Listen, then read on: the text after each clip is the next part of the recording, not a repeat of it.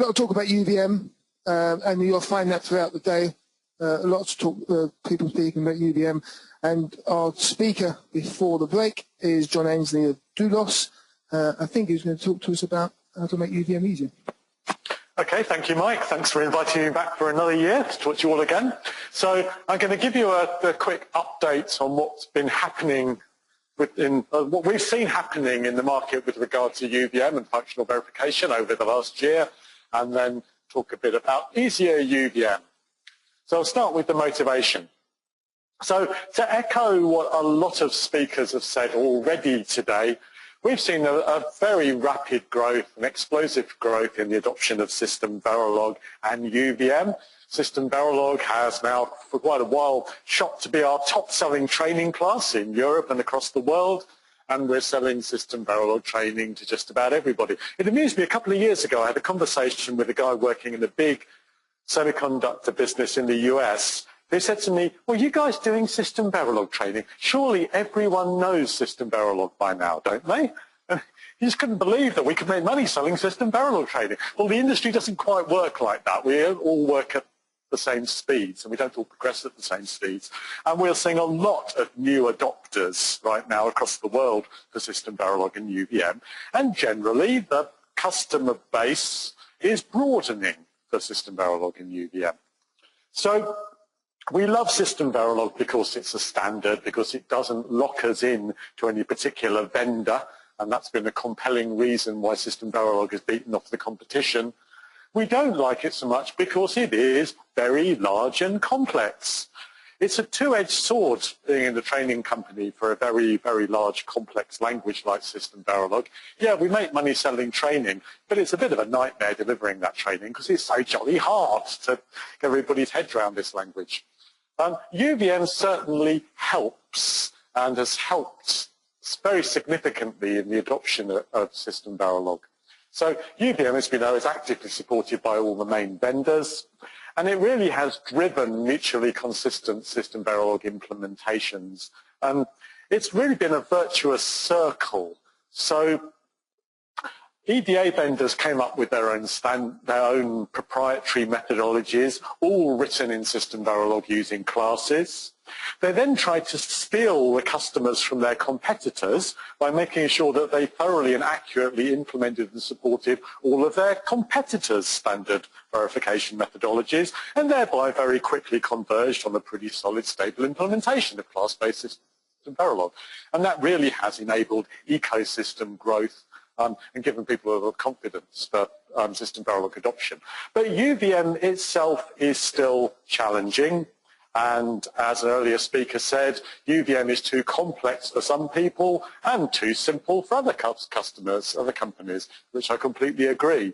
So at Doulos, we frankly have to do too much SystemVerilog and UVM training because the whole thing is too complicated.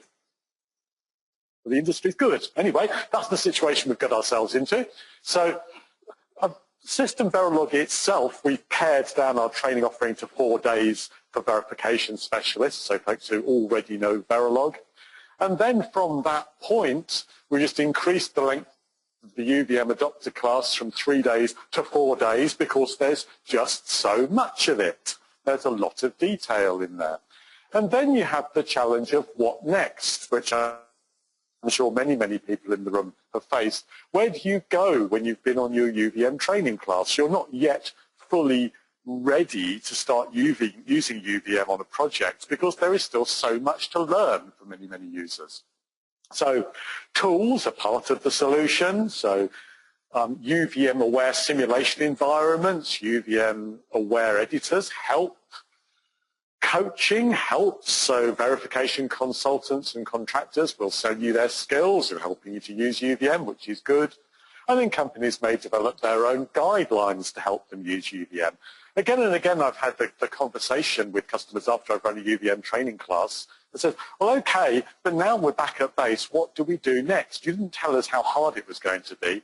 So now when I teach everybody UVM, I make sure on day one I tell them how hard it's going to be.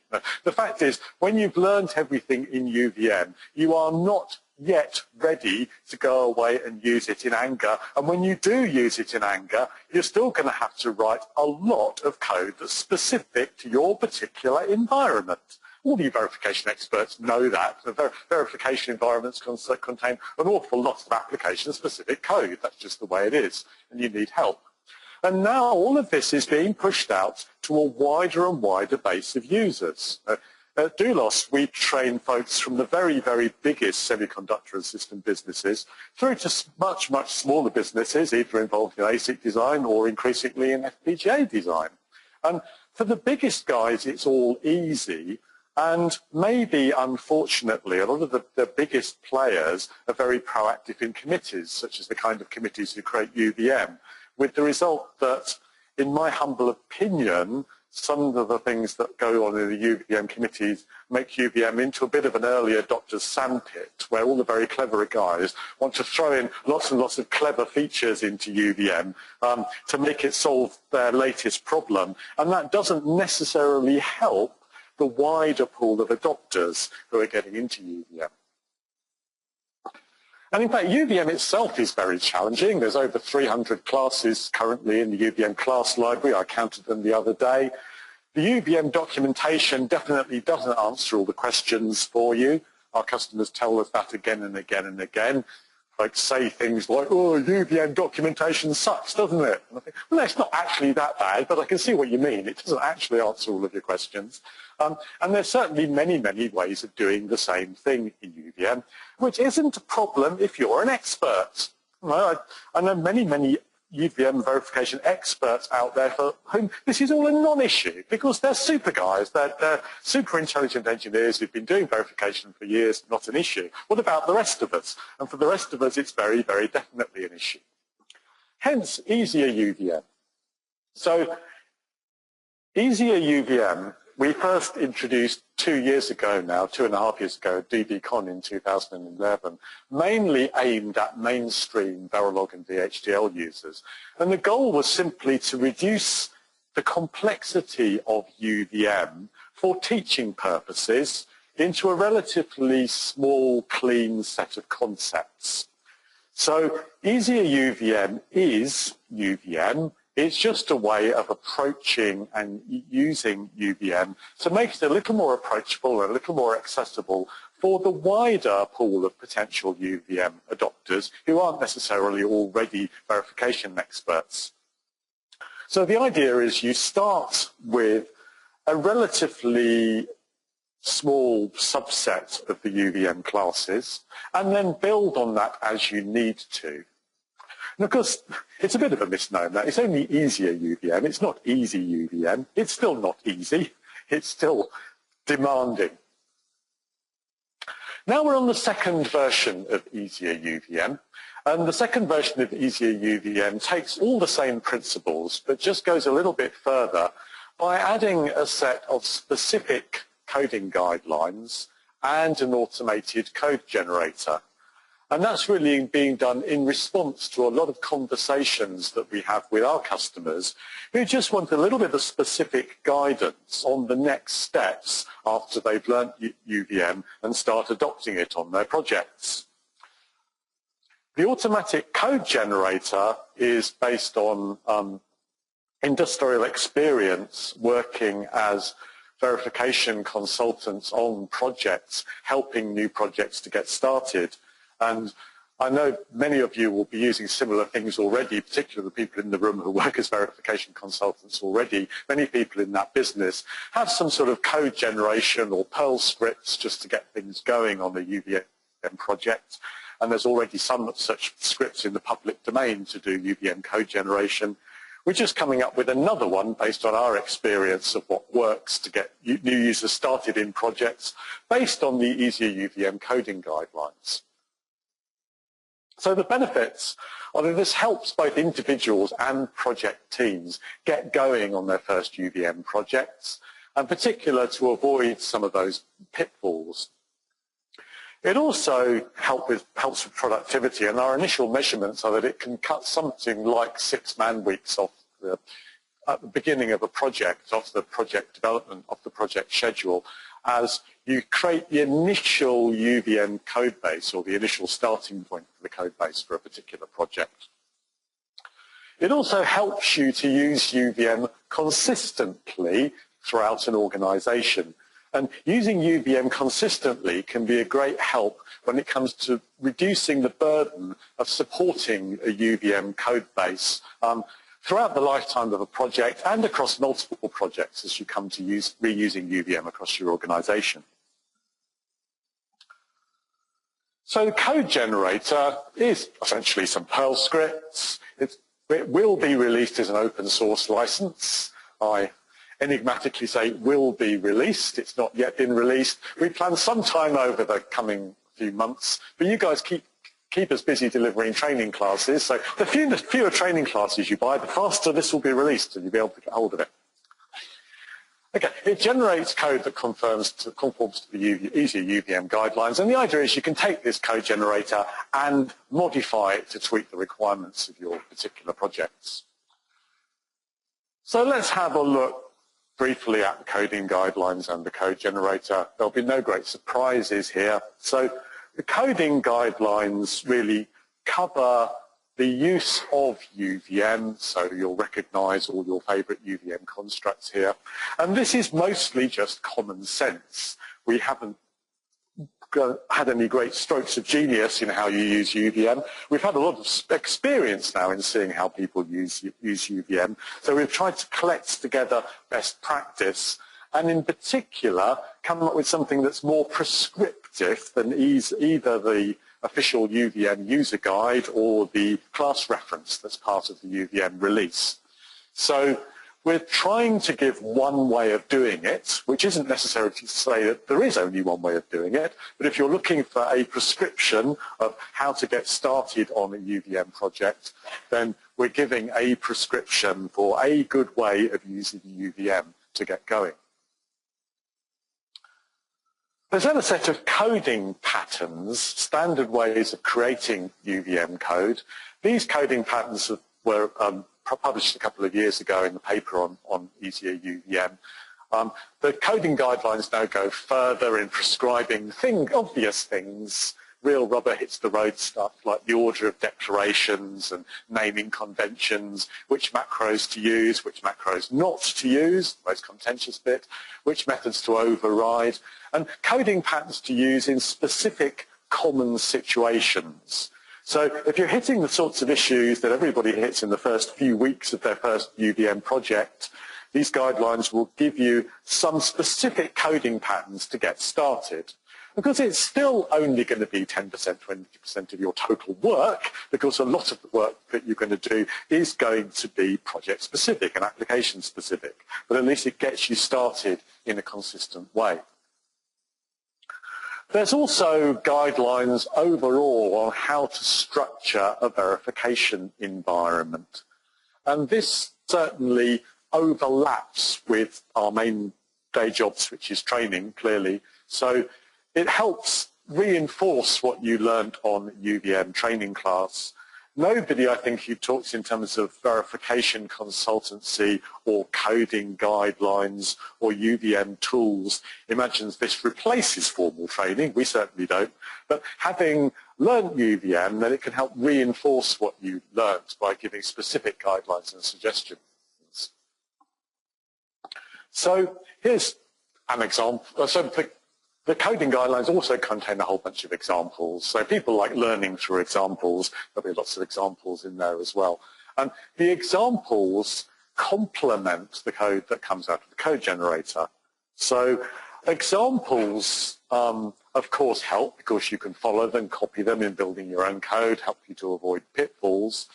That's then complemented by the code generator that also creates examples, if you will, but they're examples that are specific to your particular designs and particular protocols. So let's have a look at code generation, finally.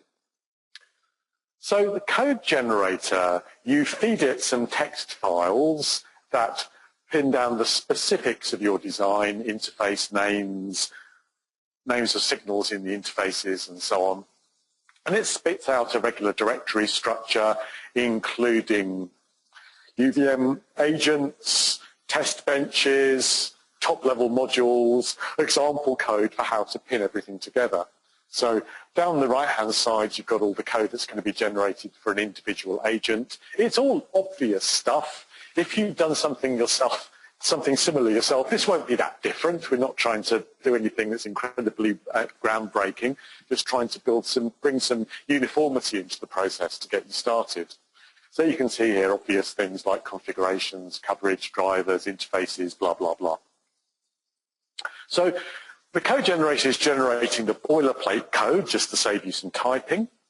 It's also creating code with placeholders so that you populate that with your own specific details, and generating examples that you're probably going to want to replace wholesale with your own code, but at least they get you started.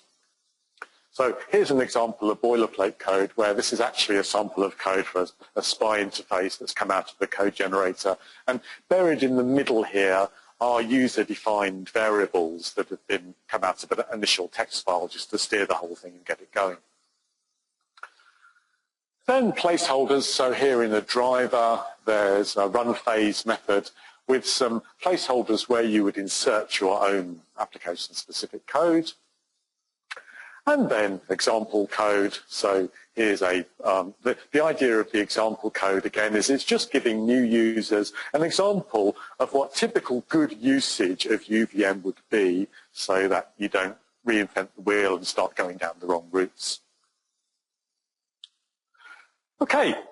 So that's it. Where can you get all of this wonderful stuff? Well, you will be able to download it all from the Doulos website when it's released, so you can keep your eye on the Doulos website. Or if you want us to send you details when it's ready, do come and talk to me or meet us on the Doulos booth, and we'll be glad to give you details when all of this is published. Thank you. Thank you very much. Thank you, John. Any questions for John? Maybe. Very small question, and it's regarding the money actually. So you've mentioned that the code generation tool is open source, but the coding guidelines will also be available online free, Yes. is it? Yeah. Okay. Good question. I've got a question as well, John, because earlier you said that with experts it's okay because they understand this, they don't need coding guidelines, but to make code reusable across organization that you need coding guidelines for. Oh, sure. So I'm not trying to diss the idea of coding guidelines. Of course, experts like to make their own coding guidelines. I think I often talk to people who regret that UVM, despite the fact that it's the universal verification methodology, isn't a methodology. And a lot of experts are of the view that we need something else on top of UVM to give a standard way of applying UVM and using UVM. But of course, experts love to do their own thing. So if you talk to experts in any organization, it seems to be particularly in the US because of the US Constitution maybe. Those guys really love to do their own thing. And it seems to increase your kudos in the organization no end if you can do something that the other people in the organization don't understand. Particularly your manager, because then that seems to ensure your job and get you a pay rise and all sorts of things. In Europe, we tend to be a little more focused on the long term than that, which has advantages and disadvantages. So clearly some people out there understand very well the need for some consistency and uniformity in the way that we do things, and others don't. And it would be nice if, as an industry, we could establish a methodology on top of UVM for how it can be used. And this is one contribution to that. Yeah, and I guess it will evolve anyway. In the market. Yeah, it'll evolve anyway, inevitably. It's the first time I've ever heard anyone blame the founding fathers for the lack of methodology in UVM. But there you go. Thank you.